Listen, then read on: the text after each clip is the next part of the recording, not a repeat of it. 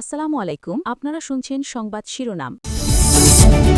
জেলা বিএনপির সঙ্গে চেয়ারম্যান তারেক রহমানের মত বিনিময়। শাহজাহানপুরে পথসভা শেষে যোগ দেবেন সিরাজগঞ্জ ও টাঙ্গাইলের জনসভায়। একদলীয় শাসন দেখতে চায় না জামায়াত। কুমিল্লার 14 গ্রামের জনসভায় ডাক্তার শফিকুর রহমান। চাঁদাবাজরা সংশোধন না হলে কঠোর ব্যবস্থা। সারা দেশে বিরামহীন গণসংযোগ চালাচ্ছেন প্রার্থীরা। ভোটারদের মন জয়ে প্রতিশ্রুতির পাশাপাশি তুলে ধরছেন নানা পরিকল্পনা। মাধ্যমে জমজমাট নির্বাচনী প্রচার। শুধু ফেসবুকে বিভিন্ন প্রার্থীর খরচ অর্ধলক্ষাধিক। ডিজিটাল প্ল্যাটফর্মে ব্যয়ের সীমাও হিসাবে আনা উচিত বলছেন গবেষক। এতক্ষণ শুনছিলেন সংবাদ শিরোনাম, এখন শুনবেন বিস্তারিত। সঙ্গে আজও নির্বাচনী প্রচারে ব্যস্ত বিএনপি চেয়ারম্যান তারেক রহমান। দুপুরে সিরাজগঞ্জের বেসিক শিল্প পার্কের জনসভায় যোগ দেবেন তিনি। এর মধ্যে সড়ক পথে রওনা হয়েছেন সমাবেশ স্থলের উদ্দেশ্যে। সকালে বগুড়ার হোটেল নাজ গার্ডেনে অনুষ্ঠিত হয় মতবিনিময় সভায়। আর এ সময় বগুড়া 6 সদর নির্বাচনী এলাকায় বিএনপি অঙ্গ সংগঠনের নেতৃবৃন্দের সাথে মতবিনিময় করেন চেয়ারম্যান তারেক রহমান। সভায় আসন্ন নির্বাচন সম্পর্কে নানা দিক নির্দেশনাও দেন তিনি। আর ঘণ্টাখানেকের মধ্যেই সিরাজগঞ্জের জনসভায় যোগ দিবেন তিনি। পথে শাহজাহানপুর উপজেলার একটি পথসভায়ও তার অংশ নেয়ার কথা। বিএনপি চেয়ারম্যানকে স্বাগত জানাতে ঢাকা রংপুর মহাসড়কের শাহজাহানপুর এলাকায় জড়ো হয়েছেন নেতাকর্মীরা। আর পথসভা শেষে শেরপুর উপজেলার ধুনট মোড় এলাকায় আরও একটি পথসভায় বক্তব্য রাখতে পারেন তারেক রহমান। এরপর প্রথমে সিরাজগঞ্জ এবং পরে টাঙ্গাইলে নির্বাচনী জনসভায় যোগ দিবেন বিএনপি। সিরাজগঞ্জের জনসভায় যোগ দেবার আগে পথে বগুড়া শাহজাহানপুরের একটি জনসভায় যোগ দেবার কথা রয়েছে তারেক রহমানের, এবং এ বিষয়ে খোঁজ খবর রাখতে কিন্তু বগুড়ার শাহজাহানপুরের যে পথসভা, সেই পথসভার সামনে চলে এসেছেন তার যে গাড়িতে যে বাসটি যেটিতে করে তিনি সারা বাংলাদেশ ঘুরছেন, সেই বাস কিন্তু চলে এসেছে। আমরা একটু আপনার মাধ্যমে দর্শকদের দেখানোর চেষ্টা করবো।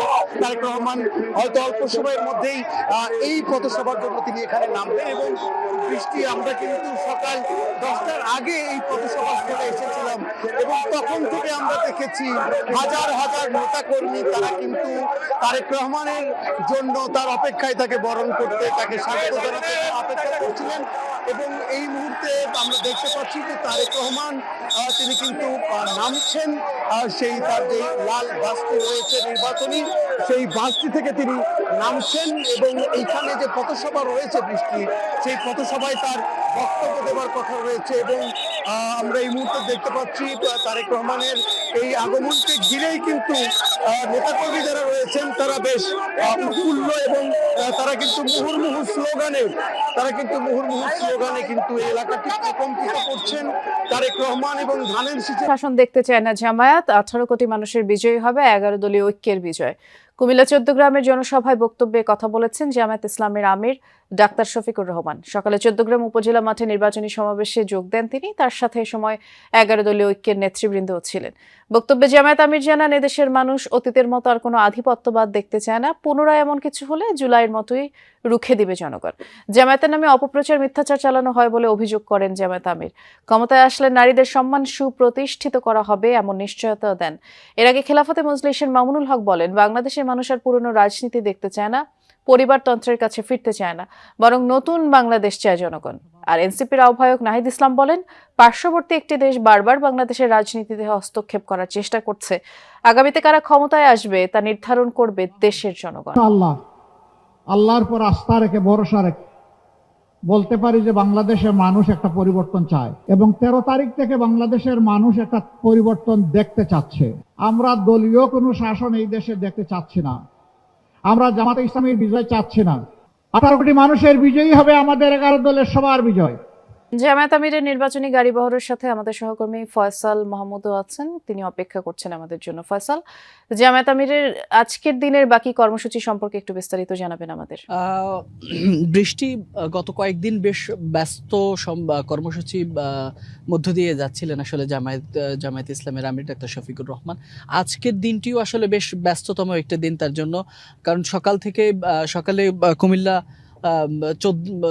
কুমিল্লা 14 আসনে তিনি নির্বাচনী সমাবেশ জনসভা করেছেন এবং সেখানে তিনি প্রায় হাজার হাজার মানুষের উপস্থিতির মধ্যে সেখানে তিনি বক্তব্য রেখেছেন এবং তাদের যে দলীয় ইশতেহার রয়েছে, বাংলাদেশকে বিনির্মাণে তাদের যে পরিকল্পনা রয়েছে সেগুলো তিনি ব্যক্ত করেছেন সেখানে। প্রচারণায় মুখর রাজধানী। বিএনপি প্রার্থীরা ধানের শীষের পক্ষে বিরামহীন গণসংযোগ করছেন। অলিগলি থেকে শুরু করে প্রধান সড়কগুলোতে ভোটারদের কাছে সমর্থন প্রার্থনা করছেন তারা। রাজধানীর মিরপুর এলাকায় ভোটের প্রচারণায় নেমেছেন ঢাকা 16 আসনের বিএনপি প্রার্থী আমিনুল হক। এ সময় তিনি সন্ত্রাস মাদক মুক্ত এলাকা গড়ার প্রতিশ্রুতি দেন। বলেন, ক্ষমতায় গেলে অগ্রাধিকার ভিত্তিতে নারীর মর্যাদা এবং নিরাপত্তা নিশ্চিত করা হবে। এদিকে ঢাকা 18 আসনের জয়নাল মার্কেট এলাকা থেকে নির্বাচনী প্রচারণা শুরু করেন বিএনপির প্রার্থী SM জাহাঙ্গীর হোসেন। এ সময় তিনি বলেন, গত 17 বছর ধরে বিএনপি যেভাবে নির্যাতন ও হয়রানির শিকার হয়েছে, ভবিষ্যতে বিএনপি রাষ্ট্র ক্ষমতায় এলে তার প্রতিশোধমূলক রাজনীতি করবে না। যারা সাধারণ মানুষের কোনো ক্ষতি করেননি তাদের যেন অকারণে হয়রানি করা না হয় সে বিষয়ে বিশেষভাবে নজর রাখা হবে বলেও জানান তিনি। যত ডেভেলপমেন্ট হয়েছে বিএনপি করেছে, আগামী দিনে যে ডেভেলপমেন্ট হয় বিএনপি মানুষ আশা করে। এবং এলাকায় গ্যাসের সমস্যা আছে, মহিলারা বলে যে আপনি নির্বাচিত হলে সবার আগে আমাদেরকে গ্যাসের ব্যবস্থা করবেন। আমি বলছি, যেহেতু আপনি বিল দেন, আপনি সেবা পেতে বাধ্য। অবাধ সুষ্ঠু নিরপেক্ষ নির্বাচন হবে এবং সেই নির্বাচনের মাধ্যমে একটি জনগণের সরকার প্রতিষ্ঠিত হবে। আমি মনে করি যে বাংলাদেশের ইতিহাসে দীর্ঘ 17 বছর মানুষ ভোট দিতে পারেনি, একটি ভোট বিপ্লব হবে আমি বিশ্বাস করি। এদিকে সকাল থেকে নিজ নিজ আসনে প্রচারণা চালাচ্ছেন 11 জোট মনোনীত এনসিপি প্রার্থীরাও। সকালে ঢাকা 8 আসনে নির্বাচনী প্রচারণা চালিয়েছেন এনসিপি যুগ্ম আহ্বায়ক নাসিরউদ্দিন পাটোয়ারি। তিনি অভিযোগ করেন, ঘুম থেকে উঠে ফজর নামাজ পড়ে চাঁদাবাজি শুরু করে একদল, নির্বাচিত হলে ঢাকা 8 আসনকে সন্ত্রাস মাদকমুক্ত চাঁদাবাজি মুক্ত করার আশ্বাস দেন। এদিকে ঢাকা 18 আসনে নির্বাচনী প্রচারণা চালিয়েছেন 11 জোট মনোনীত প্রার্থী এনসিপির কেন্দ্রীয় যুগ্ম আহ্বায়ক আরিফুল ইসলাম আদিব। প্রচারণার সময় তিনি অভিযোগ করেন, নির্বাচনী প্রচারে নারী কর্মীদের বাধা দেওয়া হচ্ছে, এমনকি তুরাগ ও ডুমনি এলাকার কিছু কেন্দ্র দখল করা হতে পারে বলে অভিযোগ করেন তিনি। নির্বাচিত হলে ঢাকা 18 আসনের প্রত্যেকটা জনগণের সমান সুবিধা প্রাপ্তির নিশ্চয়। পর্যায়ে ঢাকা উত্তরের নির্বাচনী প্রচারণার খবর জানবো। আমাদের সহকর্মী রেদওয়ান আহমেদ উত্তরা এলাকায় আছেন, তিনি অপেক্ষা করছেন আমাদের জন্য। রেদওয়ান, কেমন দেখছেন প্রার্থীদের প্রচারণা এবং গণসংযোগ? এর পাশাপাশি সাধারণ ভোটার যারা আছেন তারা কি বলছেন, তারা আসলে প্রার্থীদের কাছে কি প্রত্যাশা করে সেটিও জানতে চাই। বৃষ্টি, সকাল থেকেই কিন্তু ঢাকা উত্তরের এই যে নির্বাচনী আসন, প্রতিটি আসনে আমরা যাওয়ার চেষ্টা করেছি এবং স্বতঃস্ফূর্ত অংশগ্রহণ ছিল সাধারণ মানুষের। পাশাপাশি প্রার্থীরাও কিন্তু তাদের নানা রকমের আশ্বাস নিয়ে যাচ্ছেন ভোটারদের কাছে, তাদের দ্বারে দ্বারে পৌঁছাচ্ছেন। এবং সকাল থেকেই কিন্তু ঢাকা 18 আসনের যে বিএনপি মনোনীত প্রার্থী SM জাহাঙ্গীর, তার প্রচারণায় আমরা